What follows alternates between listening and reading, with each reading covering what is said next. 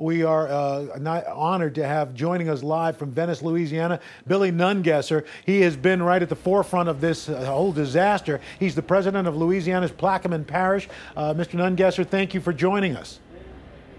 Good morning. How are you? I'm doing well. I know you had a town hall meeting at your parish last night. What was the mood there?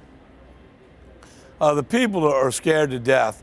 You know, they're wondering if they're ever going to put their nets back in the water as this oil comes ashore and destroys the fishing grounds where life cycle begins in the marsh.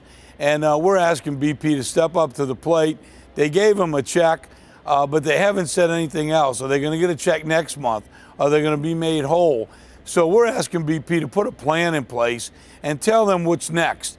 Are they going to make them whole until and if they're going to be able to go back to making a living in the waters here in Plaquemines Parish? Mr. Nungesser, BP says they're going to clean up every drop of oil, but that, of course, doesn't address all the problems. What happens in the future? Is that the big concern there in your parish and throughout the area? Well, the big concern is that they don't have a plan. They said it wasn't going to come ashore. The disbursements were going to keep it break it up small, and it was going to stay offshore. Well, we said all along we need that barrier island out there. We've got hurricane season coming. A small storm will pick up all this oil, drop it into our marsh, and destroy everything. Our concern is we need somebody that's going to be truthful, that's going to make some moves, make things happen, and be responsive to keeping this oil out of the marsh. And we don't see that happening. On a daily basis, we're losing this battle, and we're going to lose the war unless somebody steps up to the plate.